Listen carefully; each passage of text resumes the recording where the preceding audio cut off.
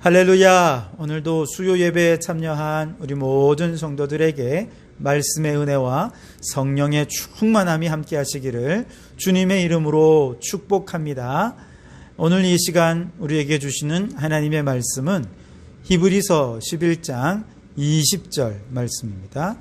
히브리서 11장 20절 말씀 제가 봉독해 드리겠습니다.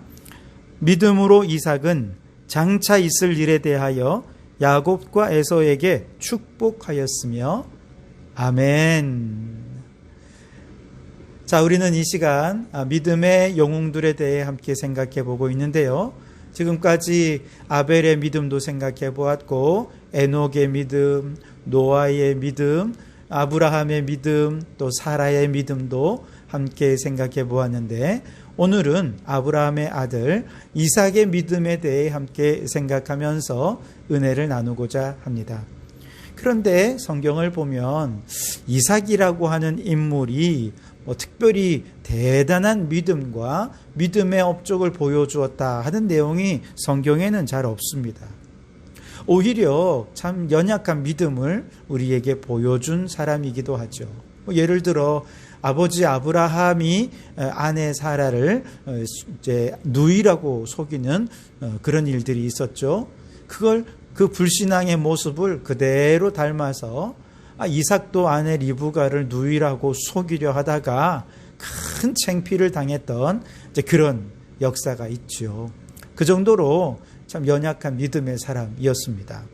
게다가 노년에는 장자인 에서에게 축복하며 장자권을 물려주려고 했지만 야곱이 이삭을 속이고 축복을 구할 때 그만 자기도 모르는 사이에 야곱을 향해 장자권의 축복을 해 주었죠. 그리고 뒤늦게 통곡하면서 분노하는 이 에서에게 축복이 아니라 저주를 퍼붓고 마는 참 어리석은 사람이 바로 이삭이었습니다. 아버지 아브라함은 어떻습니까? 믿음에 있어서는 하나님이 그 믿음을 인정하실 정도로 믿음의 조상이라 이렇게 일컬어지죠. 반면에 이삭의 아들 야곱은 어떻습니까? 야곱은 정말 그 스스로가 고백하듯이 험악한 인생을 보내면서 그의 믿음도 드라마틱한 믿음을 보여줍니다. 특별히 야복 강가에서 천사를 붙잡고 씨름했던 야곱의 믿음은 정말로 믿음의 절정이 아닐까 생각을 해보는데요. 바로 그렇게 끝까지 싸워서 축복을 쟁취해내는 야곱의 그 드라마틱한 믿음, 그 믿음이 있었기에 결국 야곱은 그 12명의 아들이 12지파를 이루게 되는 그 결과를 얻게 되지 않았습니까? 자, 이처럼 이삭이라고 하는 인물은 믿음의 조상 아브라함과 드라마틱한 믿음의 소유자 야곱, 그 사이에서 너무나도 평범하고 보잘것없는 연약한 믿음을 지닌 사람이 이삭이었거든요. 어찌 보면 이렇게 별 볼 일 없고 연약한 이삭을 믿음의 영웅이라 이렇게 얘기할 수 있겠는가? 그렇게 생각할 수도 있을 것입니다. 그런데 오히려 연약한 믿음이기 때문에 오늘 우리 같은 연약한 믿음의 소유자들에게는 야곱이 오히려 더 현실감이 있지 않습니까?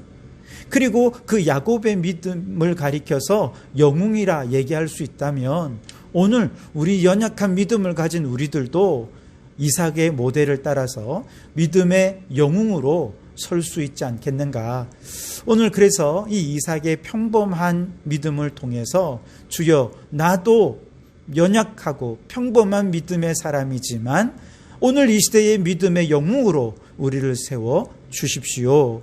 그렇게 소원하는 그런 은혜의 시간이 될 수 있길 바랍니다.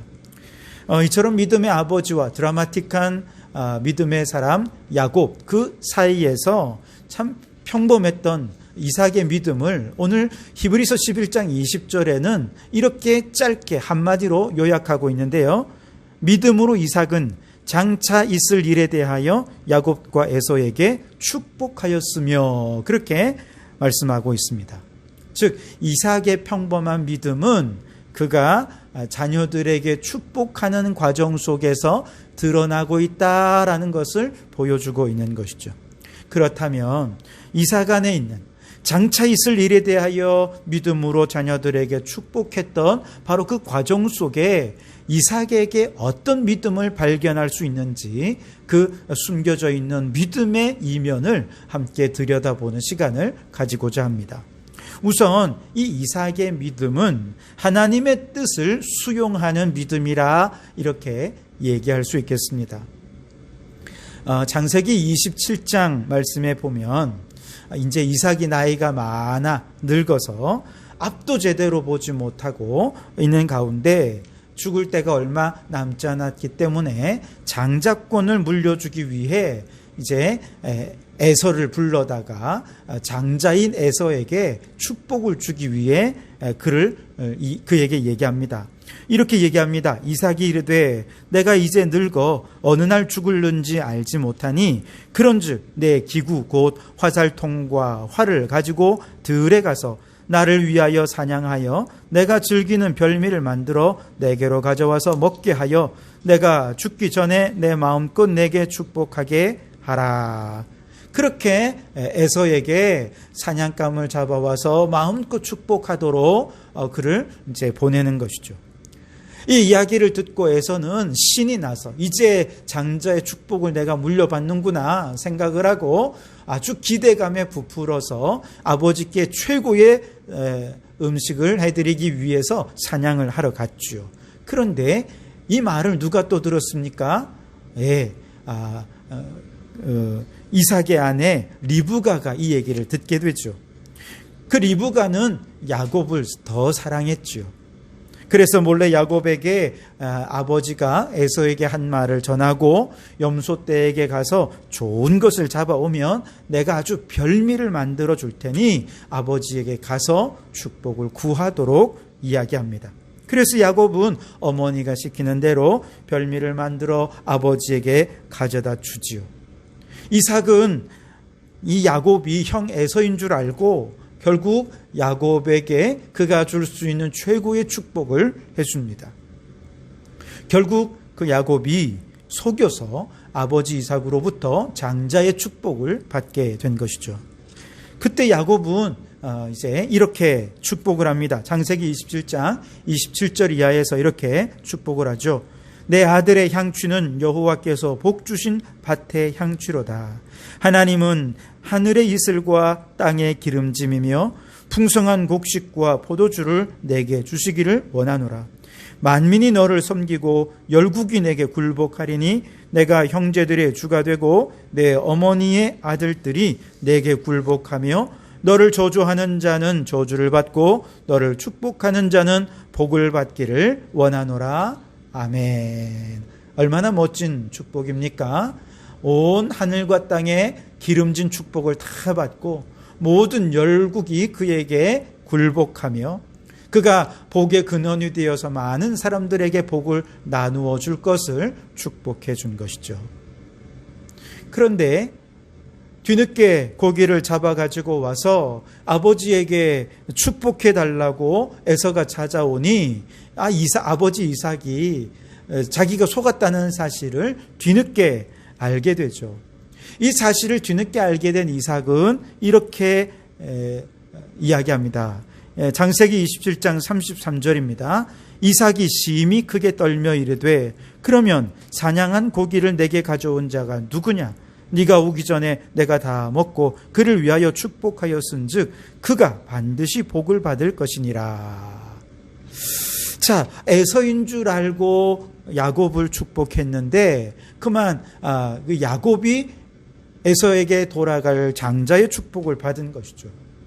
이삭은 자신이 속았다는 사실을 알고 그 순간 그는 이렇게 반응을 합니다. 심히 크게 떨었다. 그렇게 말씀을 합니다. 그런데 이때 그가 심히 크게 떨었다라고 하는 말은 단지 내가 이렇게 속았으니 너무 분해 라고 하면서 분한 마음에 부르르 떨었다 하는 이야기가 아닙니다.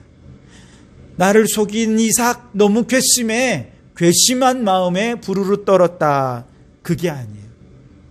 이삭이 크게 떨었다는 바로 여기에 우리는 이삭의 믿음을 발견할 수 있어요. 무슨 말이냐 하면, 아무리 이삭이 하나님의 뜻을 거스르려고 해도 결국은 하나님은 하나님의 뜻을 이루어 가신다는 사실을 이삭이 비로소 깨닫게 된 것이죠. 그래서 두려웠던 것입니다.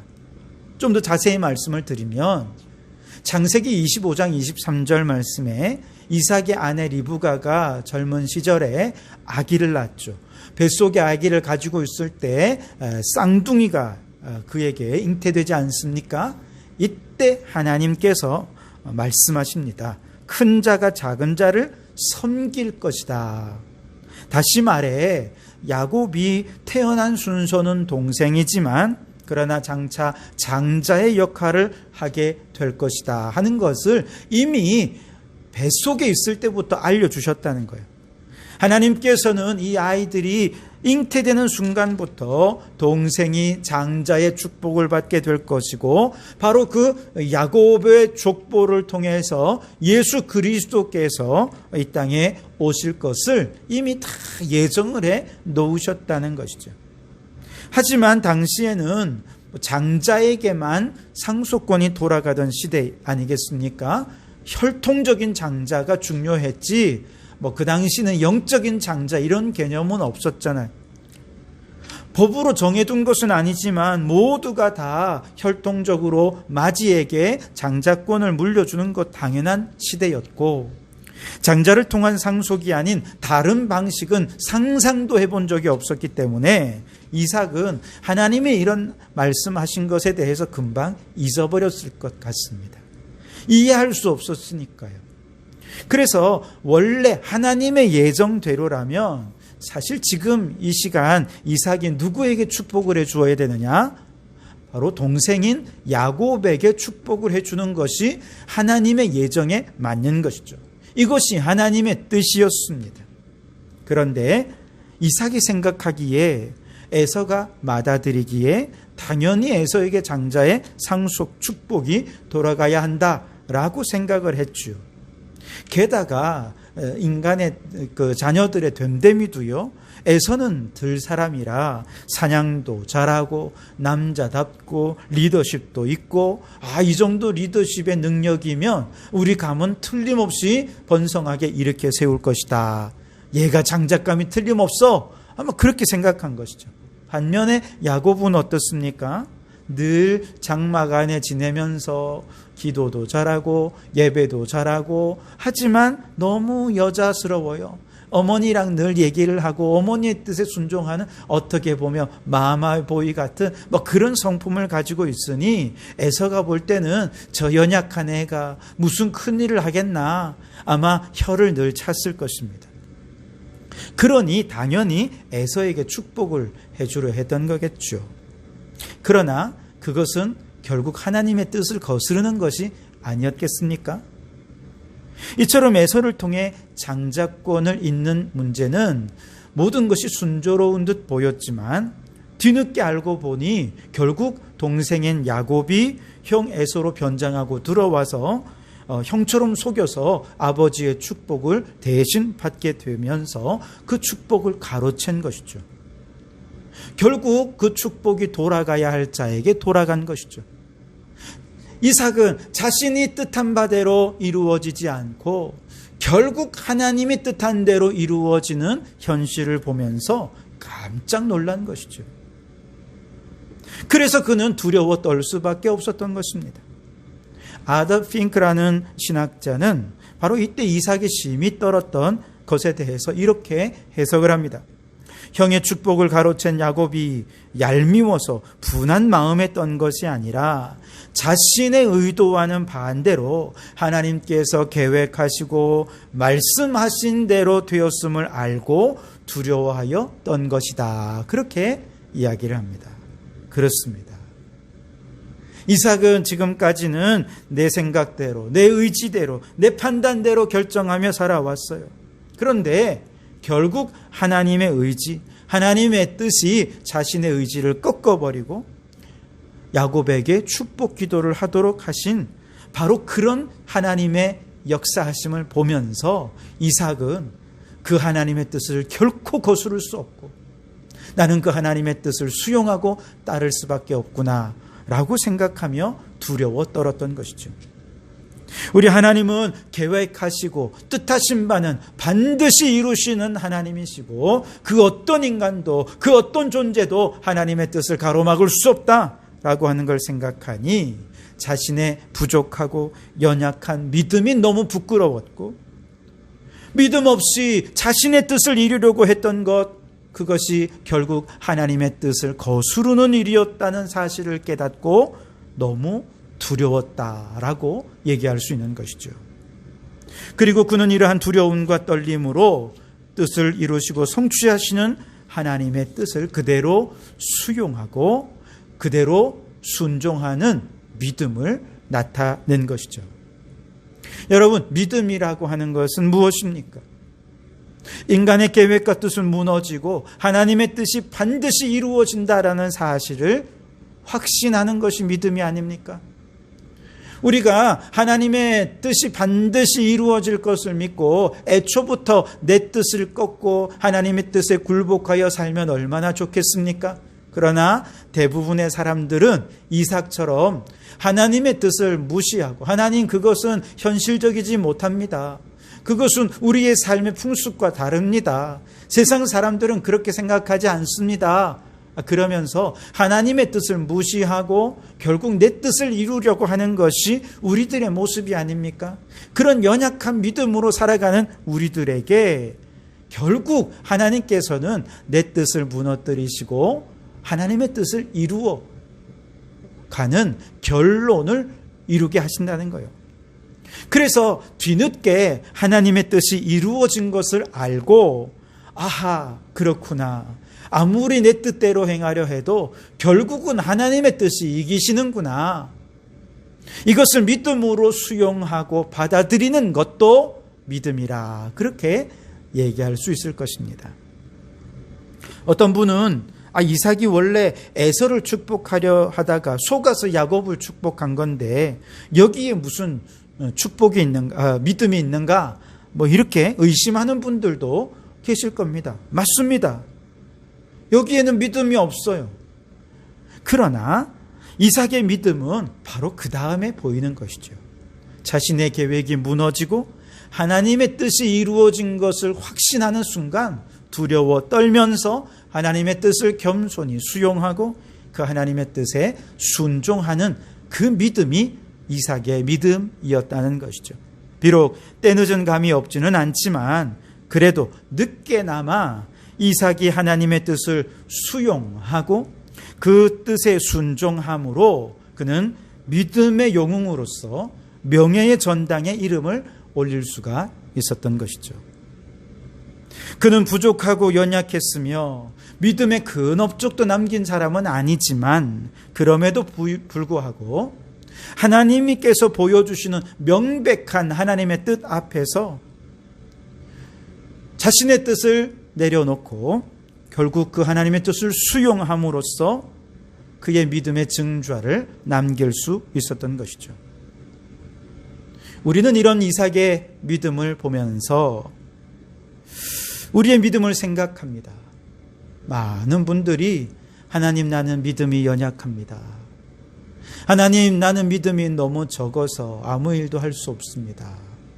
그렇게 생각하며 믿음에 좌절하고 절망하는 분들이 많지요. 그리고 또 어떤 분들은 적극적으로 하나님, 나는 믿음이 연약하니 큰 믿음을 주십시오. 강력한 믿음을 주십시오. 그렇게 기도를 하고 간구를 합니다. 물론 그렇게 큰 믿음을 받고 강력한 믿음을 받아서 큰 믿음의 일들을 업적을 남기는 것 너무나도 필요하고 중요합니다. 그러나 우리 모두가 다 아브라함이 될 필요는 없습니다. 우리 모두가 다 야곱이 될 필요도 없습니다. 비록 연약한 믿음이라 할지라도 그저 연약한 믿음 안에서 발견하는 하나님의 뜻이 보일 때 조금씩 그 뜻을 아멘으로 수용하고 받아들이고 순종하는, 그러면서 믿음의 걸음을 걸어갈 수 있다면 이런 이삭과 같은 믿음의 사람도 하나님께서는 축복해 주신다는 것이죠. 앞서도 말씀드렸듯이 야구해서 홈런 타자도 필요하지만 단타를 치고 반드시 루상에 살아나가서 그 다음 기회를 가질 수 있는 그런 선수도 필요하거든요. 많은 성도들이 홈런 한 방을 치고 하나님께 칭찬받으려 하지만 이삭처럼 연약한 믿음, 적은 믿음이라도 주님의 뜻에 조금씩 순종하며 그 믿음의 길을 걸어가는 사람, 바로 그런 사람을 주님께서 축복해 주신다는 것이죠. 바라기는 우리 모든 성도들이 이와 같이 이삭처럼 큰 믿음이 아니라도, 이런 연약한 믿음이라도 하나님의 뜻을 발견했을 때 아멘하고 그 뜻을 수용하고 그 뜻에 순종할 만한 그만한 믿음만 있어도 주님은 믿음의 영웅이라 인정해 주시고 우리의 믿음을 통해서 하나님의 뜻을 이루어갈 줄 믿습니다. 우리 모든 성도들 이와 같이 믿음의 영웅으로 이 시대에 쓰임받는 성도들이 되시기를 주님의 이름으로 축원합니다.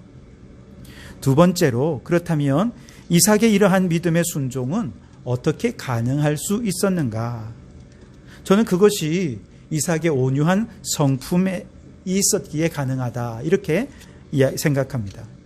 온유하다는 말은 길들여진 야생마라는 뜻이지요.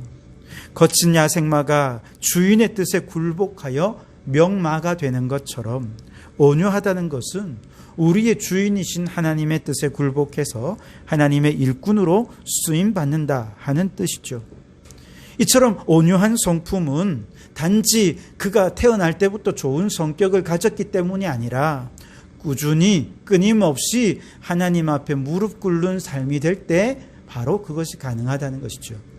창세기 24장에 보면 다메섹 엘리에셀이 리브가를 이삭의 아내로 데리고 올 때 이삭은 들에서 하나님 앞에 기도하며 묵상의 시간을 가지고 있었습니다.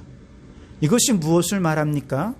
이삭은 연약한 믿음이었지만 그래도 꾸준히 하나님 앞에 기도하면서 하나님의 뜻을 묻고 그 뜻대로 살기 위해 노력했던 사람이었다 하는 것입니다.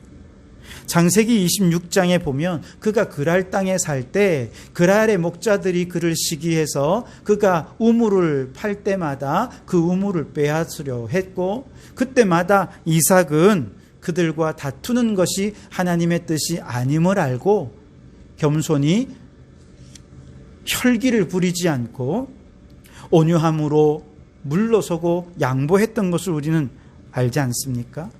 그런데 이렇게 양보하고 또 뒤로 물러서지만 하나님의 뜻이라면 내가 얼마든지 물러서고 양보할 수 있다.